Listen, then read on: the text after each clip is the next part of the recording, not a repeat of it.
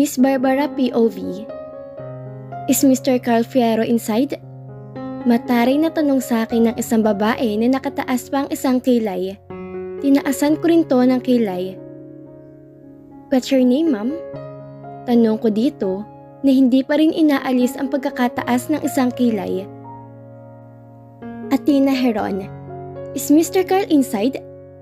Tanong na naman ito na mukhang naiinis na. Do you have any appointment with Mr. Fierro? Bali walang tanong ko dito. Narinig ko ang pag-asik nito. Waste of time. My appointment here is to see him. Guys, never mind. I'll go for myself to check him. Mataray na wika nito na dumiretso na ng pasok sa opisina ni Mr. Fierro. Susundan ko sana to para pigilan to, pero hindi ko na yun nagawa dahil may dumating naman na isa pang babae. I know her, and she is Mr. Fierro's ex-girlfriend, Bea. Nakaramdam ako bigla ng pagkainis dito. Matagal na rin akong secretary ni Mr. Fierro, kaya halos alam ko na rin ang tungkol dito, lalo na nung iwan ito ng babaeng ito, kaya nga nahulog na rin ang loob ko sa boss ko. Lumapit sa akin si Bea at ngumiti. Is Carl inside? Tanong nito sa akin. Ngumiti naman ako dito ng bahagya. Yes, sagot ko. Kaya naman nung pumasok na to sa loob ng opisina ni Mr. Fierro, sumunod naman ako dito sa pagpasok. Sa loob ng opisina, ay naabutan ko pang nakaupo sa may harapan ni Mr. Fierro yung Athena, habang may pinapakita mga litrato dito. Napansin ko na mga litrato yon ng girlfriend ni Mr. Fierro, na si Miss Dizon, habang nakapaibabaw sa isang lalaki na mukhang sa may gate ng school ng mga to nangyari. Naggulat ako sa mga nakita kong litrato at hindi makapaniwalang napatingin sa nanggangalang Athena. Kung akong papipiliin sa pagitan ni na Athena, Bea at Stella, ay mas pipiliin ko pa rin si Stella kahit na hindi kami close nito dahil kahit papaano'y alam kong mabait ito. Napansin ko naman na walang ekspresyon ang mukha ni Mr. Fierro habang tinitingnan ang mga litrato. I really don't believe her. She told me that she is your girlfriend. Hindi naman diba Mr. Carl? Look at her. She is with someone else. Wika pa ni Athena. Hindi naman to pinansin ni Mr. Fierro kaya lihim akong napangiti. Hi Carl. Bati naman ni Bea na umupo din sa harapan ni Mr. Fierro at sa katapat ng inuupuan ni Athena. Ako naman ay umupo lamang sa naroong sofa habang inaayos kunyari ang mga papeles at lihim na nakikiramdam at nakikinig sa mga ito. Why are you here? Narinig kong tanong ni Mr. Fierro kay Bea sa malamig na tono. I'm here to see you because I miss you. Sagot nito na literal kong ikinanganga dahil sa gulat. What the? Ano daw? Bakit ba wala pa si Miss Dizon? Hindi ba nito alam na maraming dumidikit na linta sa jowa nito? Umasik lang si Mr. Carl. Mabuti na lang talaga dahil suplado sa ibang babae itong si Mr. Fierro.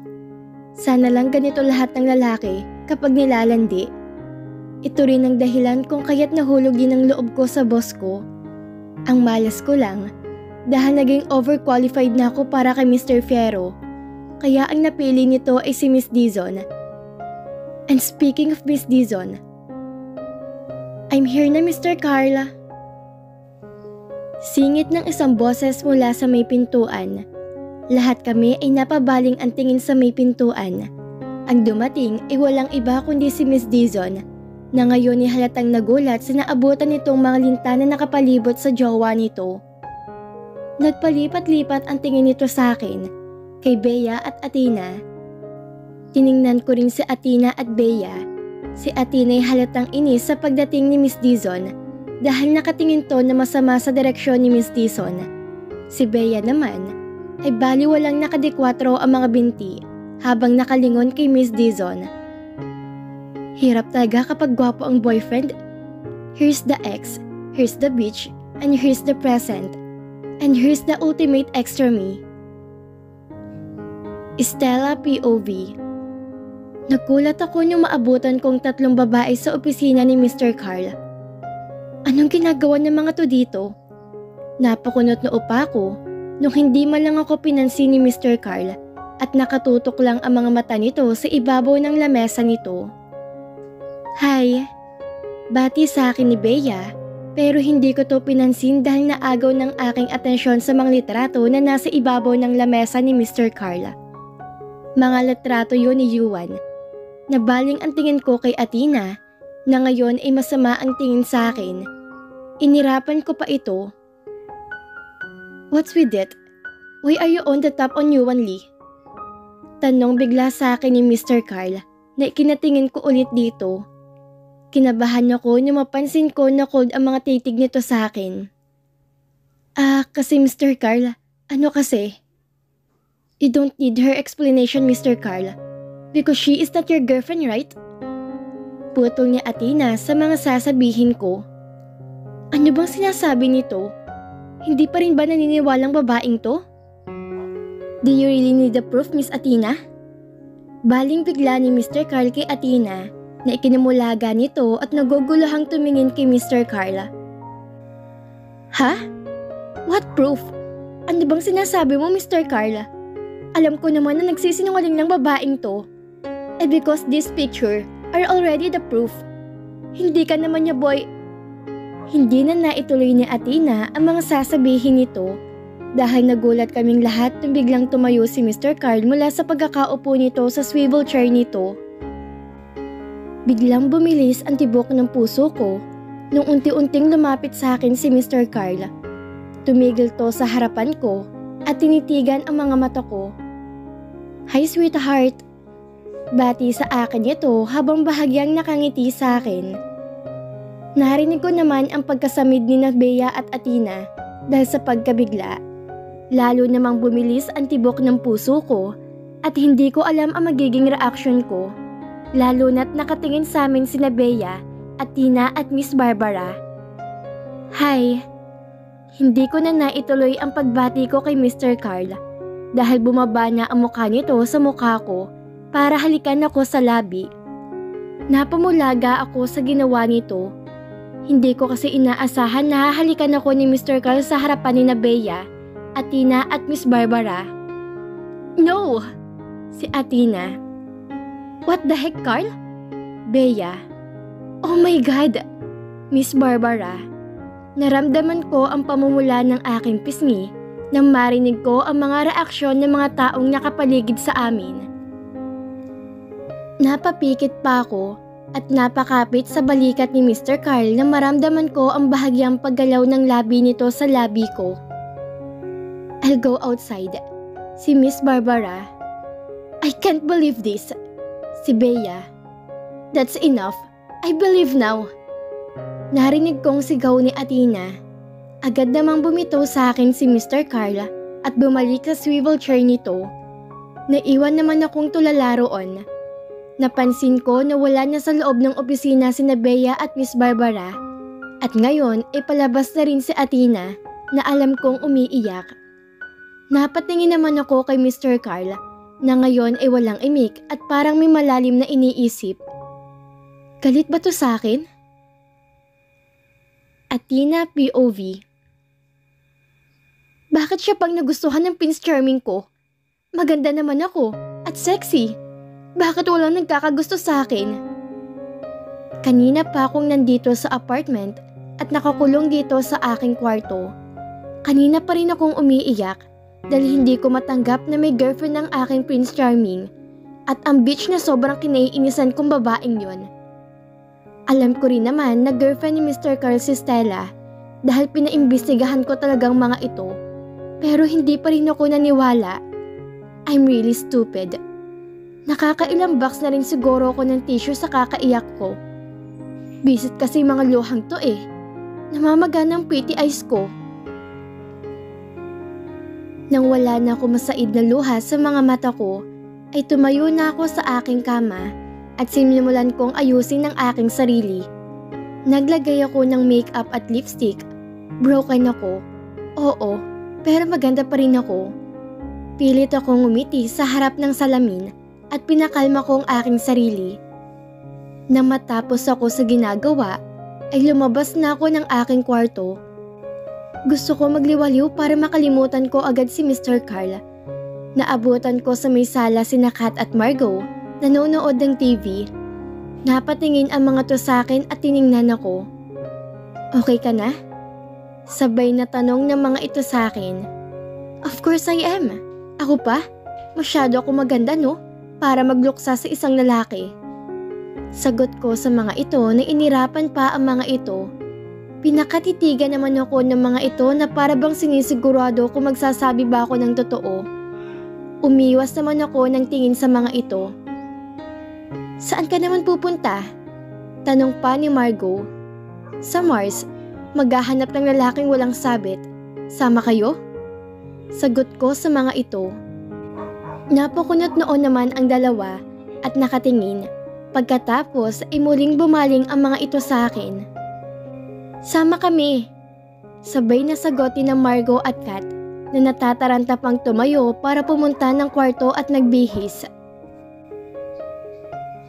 Carl POV. Galit ka ba sa akin, Mr. Carl? Tanong sa akin ni Stella nung pauwi na kami sa bahay galing office. Napabuntong hininga ko. No, sagot ko dito habang malalim pa rin ang iniisip at nakatutok lang ang mga mata sa kalsada. Flashback. This is the result of investigation, sir. Wika ni Miss Barbara habang inaabot sa akin ng isang folder. Agad ko namang kinuha yon. You can go now, Miss Barbara. I said to her. Okay, sir. Sagot nito bago umalis sa harapan ko. Pagkaalis ng aking secretary, ay agad kong binuksan ang folder at binasa mga papeles na naroon. Napakunot noo ako nung mabasa ko ang pangalan ni Yuan Lee. Agad kong binuklat ang iba pang papel na binasa lahat ng tungkol dito.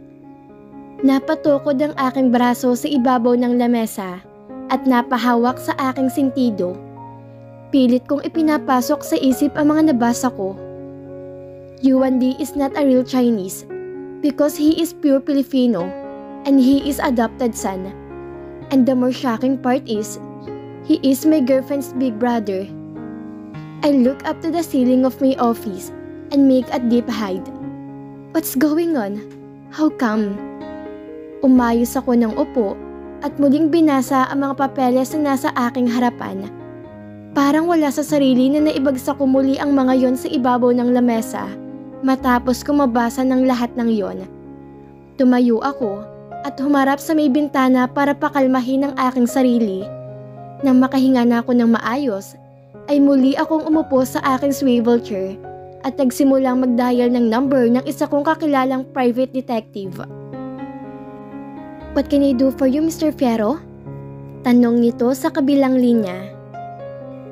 Can you investigate Stella Dizon's parents' death? Tanong ko dito habang nilalaro ang hawak na ballpen. Of course, Mr. Fierro. Good. Please also observe Mr. Yuan Lee. Thank you.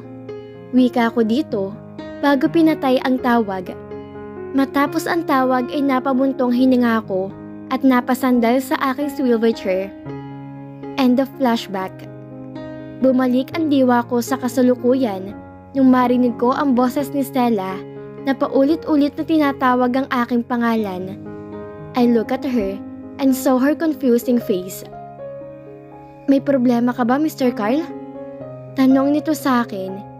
Iniiwas ko ang tingin ko dito at itinutok ang aking paningin sa kalsada. No, I answered. I heard her sigh. Galit ka ba sa akin dahil sa mga pictures namin ni Yuan na ipinakita sa'yo kanina ni Athena? She asked again. I take a glance of her. He is your brother's sweetheart. I whispered to myself. Nakita kong paglukot ang mukha ni Stella nung hindi ko sagutin ang tanong nito. Look, Mr. Carl, ganito kasi talagang nangyari. Hinigat ako ni Yuan kasi... I'm not mad, sweetheart, so you don't need to explain because I understand. Putol ko sa sinasabi nito na bahagya pa tong initian bago hinawakan ang kamay nito at muling tumutok ang paningin sa kalsada. Pinisil ko ang kamay nito bago bumuntong hininga. Everything will be alright. Yuan POV. Nasa kondo ko ngayon habang umiinom ng alak. Sobrang frustrated na ako sa mga nangyayari at hindi ko na alam kung ano bang dapat kong gawin. Bumuntong hininga ako at muling nagsalin ng alak sa baso at inisang lagok iyon. Napasubunot ako sa aking buhok because of so much frustration. Flashback. Ma'am, where's my dad? I never saw him po. Tanong ko kay Mami habang umiinom to ng alak. Nakailang ulit na rin siguro ako ng tanong dito, pero hanggang ngayon hindi pa rin ako nito magawang sagutin. 10 taong gulang na ako, pero kahit anino ng aking tunay na dad ay hindi ko pa rin nakikita. Ang nakakasama ko lang ay ang stepdad ko na asawa ngayon ni Mami na si Hendrix Lee na lagi pang busy sa trabaho nito. At bilang bata ay hinahanap ko rin naman ang pag-aaruga ng isang ama, lalo na kapag nakikita ko mga kaklase ko na kasamang tatay ng mga ito. He left you. Po? He left us para sa babaeng mahal niya. Hindi niya ako mahal, lalo ka na. Sagot ni Mami na ikinagulat ko. At sa murang edad ay nakaramdam ako ng sobrang lungkot at galit. Nakita ko na muling lumagok ng alak si Mami bago tumingin sa akin ng masama na ikinaurong ko ng bahagya. You know what? You are the product of his affair. Akong una niyang minahal, pero inaha siya sa akin na wala akong kwentang kong kaibigan. Sabi ni Mami, pero hindi ko maintindihan ang mga sinabi nito. Ang alam ko lang ay nasasaktan to dahil umiiyak na to ngayon.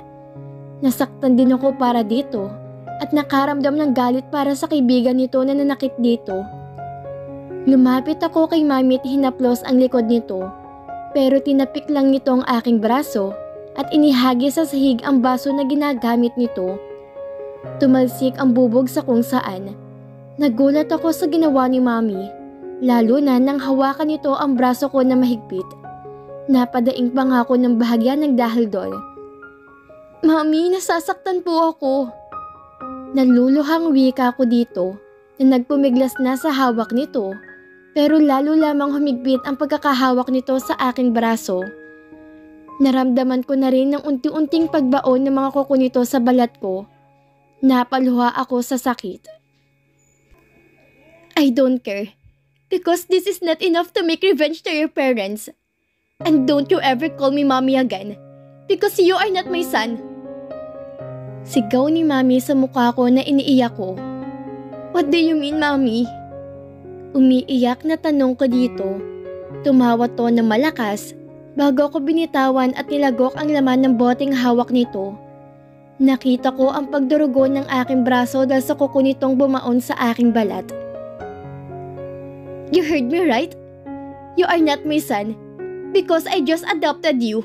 Ipinamigay ka lang naman sa akin ng mga tunay mong magulang na parang basura.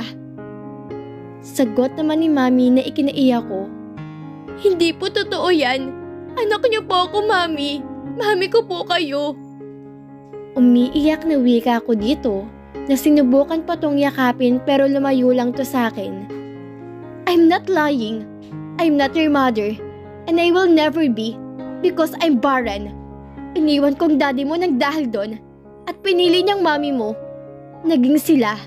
At ikaw ang naging bunga ng pagkatapos nun ay pinamigay ka nila sa akin dahil takot sila na itakol ng mga magulang nila. Knowing na nagkaanak sila sa murang edad. Sabi ni Mami na ikinatulala ko habang umiiyak. Tulala lang din si Mami nung muling tumungga ng alak. Galit ako sa'yo. Galit ako sa'yo. Because every time I see your face, that's also time I remembered your betrayal. Dagdag pa nito na tumungga ulit ng alak habang lumuluha. Narinig ko ang mahina nitong pagtawa. Para ka lang namang basura na itinapon sa akin at pilit na ipinatago para hindi sumingaw. They are really useless creatures. Dagdag pa ni Mami na muli pang tumawa ng mahina. At sa murang edad ay nakaramdam ako ng labis na kirot sa aking dibdib at galit para sa mga tunay kong magulang na itinapon ako na parang basura. End of flashback. Inisanlago ko ang laman ng bote ng alak matapos ang laalang yon na nakapagpabago sa aking pagkatao. Isinubsob ko ang aking mukha sa lamesa habang nagsisisi sa kung ano mang nararamdaman ko sa mga oras na yon.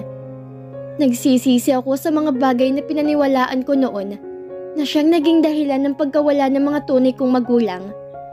Matapos ang pangyayaring yun noon, ay naging malayo ng loob sa akin ng kinikilala kong nanay. Naging sadista na rin to sa akin na paulit-ulit akong sinasaktan, pisikal man o emosyonal. Paulit-ulit itong sinasabi sa akin at itinatatak sa aking isipan na wala akong kwentang anak, na isa lamang akong basura na dapat niyang itapon at hindi pahalagahan. Paulit-ulit din itong ipinapaalala sa akin kung gaano kasama ang aking mga tunay na magulang hanggang sa naipon ang galit sa aking dibdib.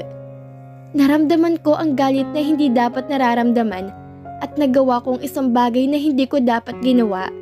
Mga bagay na hindi dapat na sumira sa akin, ganun din kay Stella, my youngest sister. I'm sorry Mom and Dad. At dito na po nagtatapos ang part 34 ng ating kwento. Muli niyo po akong samahan sa mga susunod na kabanata ng ating kwento. Maraming salamat po. God bless everyone!